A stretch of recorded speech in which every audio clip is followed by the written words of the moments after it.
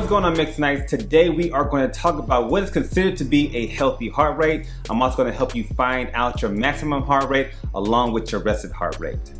By the way, I am Nathen Mixon, your fitness coach, and if this video brings you value, make sure you subscribe to my channel and turn on your push notifications and share this, and by all means, smash the like button. To start off, your heart rate is the number of times your heart beats in a single minute. And that's also known as your beats per minute, or BPM.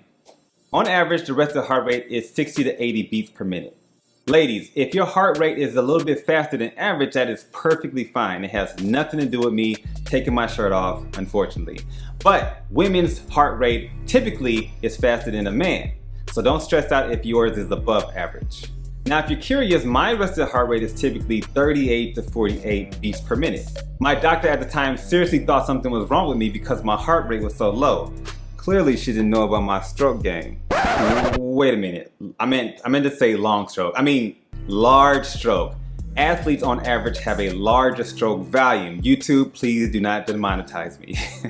If you're not familiar with the stroke volume, simply put, it's the blood that is pushed away from your heart every time it makes a beat. Essentially, I don't have to give a lot of blood for my body to function, and I have a terrible example for that. When I was in the military, this drill sergeant at the time, Drill Sergeant Williams was his name, he was like, if you get shot, you have a better chance of living because you're in shape.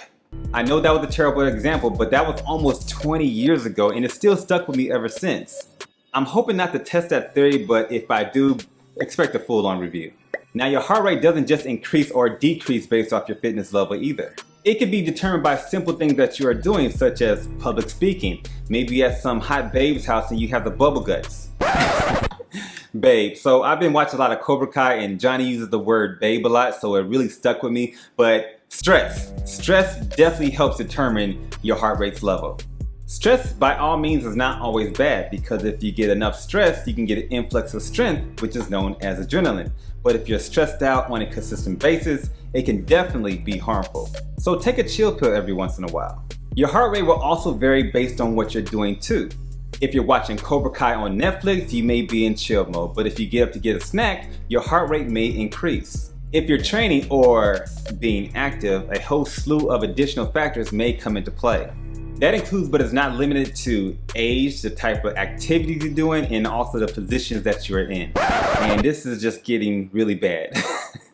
Seriously though, medication can also determine your heart rate as well, so make sure you consult with a physician if you have known issues with heart problems. As you get older, your heart rate will actually decrease, your maximum heart rate to be specific. If you want to find your maximum heart rate, better known as your MHR, utilize this equation: 220 minus your age. I'll put it right there. 220 minus your age. Am I going the right way? Anyway, 220 minus your age. So if I'm 40 years young, you're going to take that 40 years minus 220, and that will give me 180, making that my maximum heart rate. If you get to your maximum heart rate, that can mean one of two things. Either you're going to pass out or fall out from your training, or you're going to kick into that mental strength because you are at maximum effort. The equation for your maximum heart rate is not written in stone, but it is pretty accurate. I have a couple watches here, and you can utilize these to track your maximum heart rate or keep you under that maximum heart rate. That way you can work more efficiently and effectively.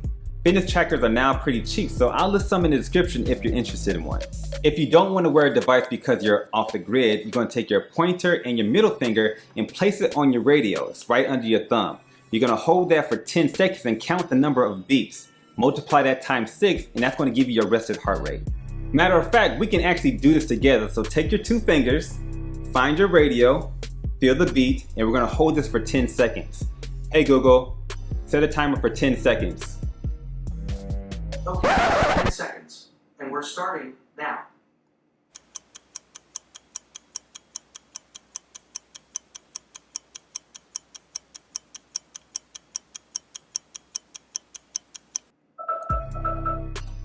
Stop it.